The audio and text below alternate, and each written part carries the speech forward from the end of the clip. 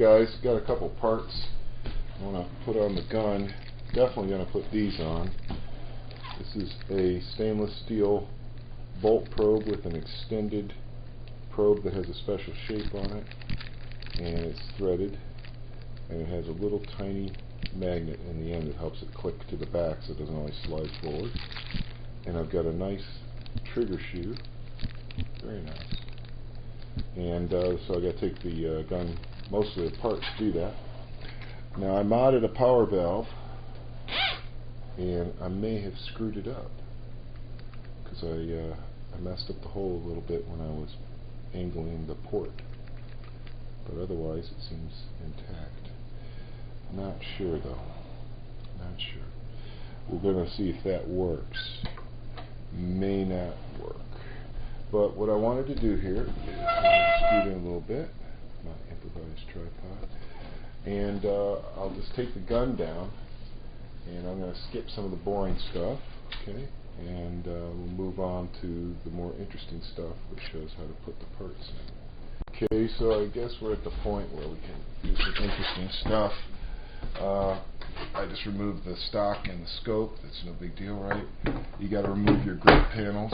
These are on with little Torx bit screws. I got a special driver for that, and that's how you can get at the whole gubbins of your gun without potentially running your screwdriver against your grips or whatever. Just get them off of there. Plenty of room. Now, get this. These are kind of like a weird square drive screw. Get that off of there.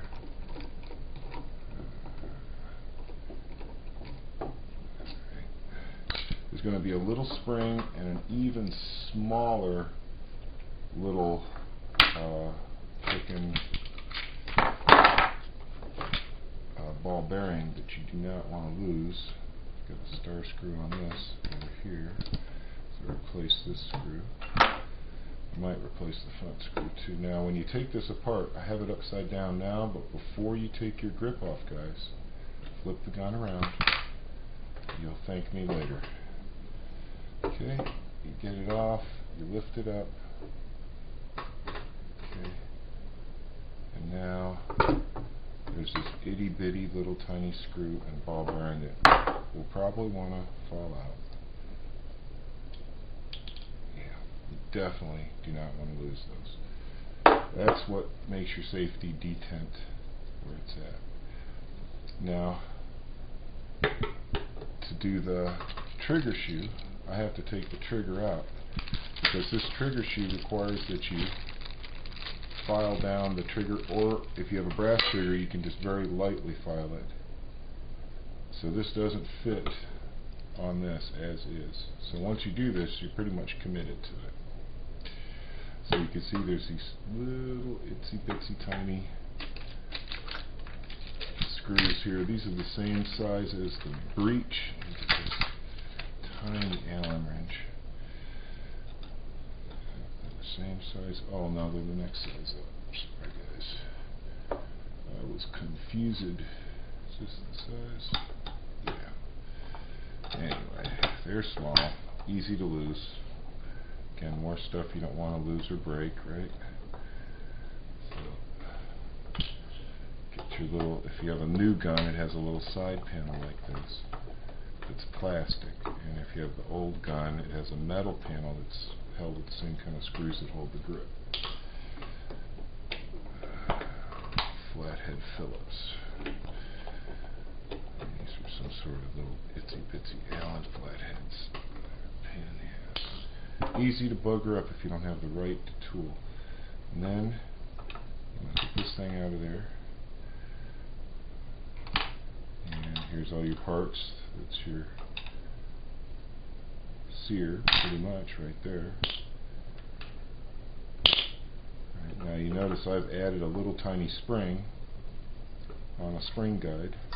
I just tapped it, put in a number 6 screw with a little nylon standoff spacer type thing, and that puts the trigger under tension.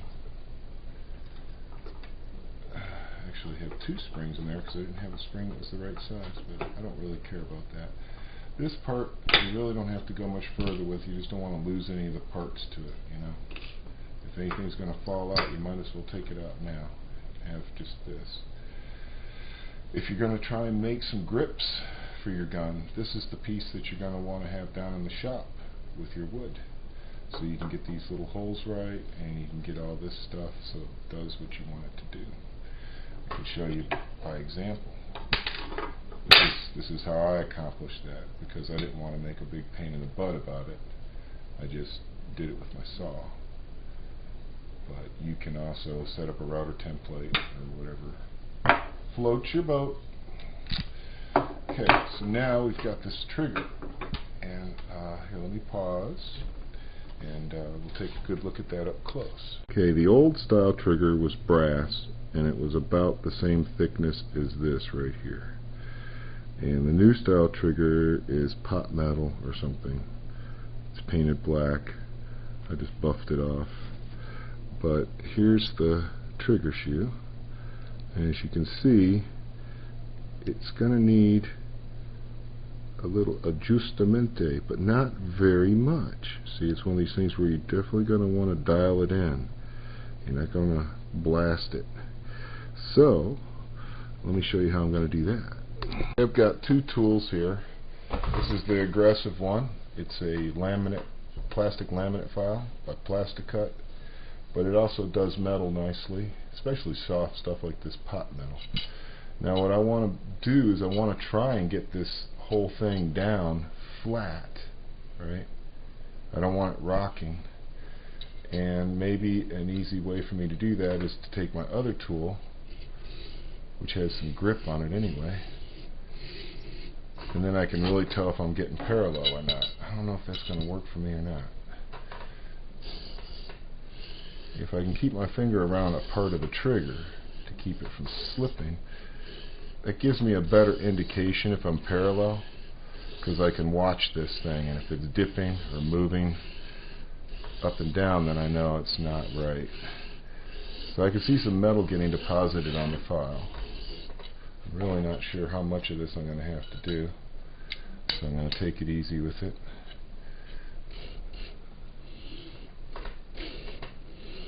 I'm trying to keep the pressure even and straight down on it as best I can.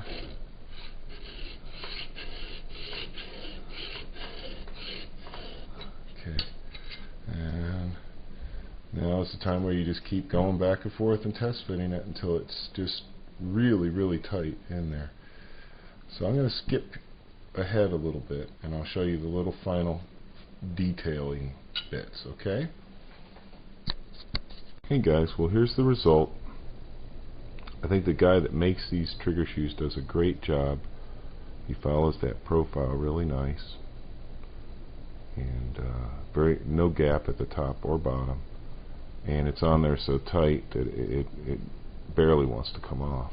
So I'll just tighten up the set screws on it and be done with that. It doesn't rock or anything. It's really perfectly the same profile as the trigger.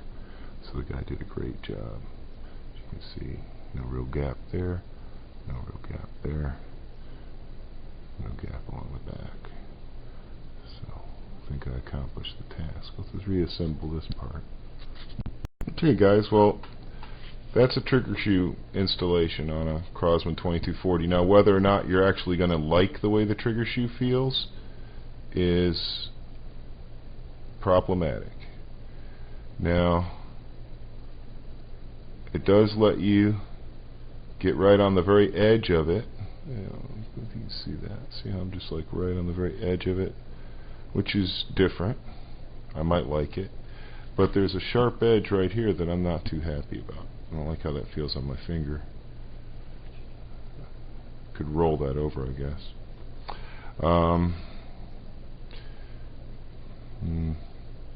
Not sure I even like it, guys, but that's how you do it.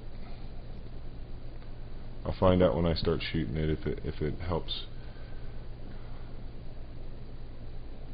I don't know. You got a little sharp edge right here, you got a little sharp edge right here, which is exactly the opposite of what I want from a trigger shoe.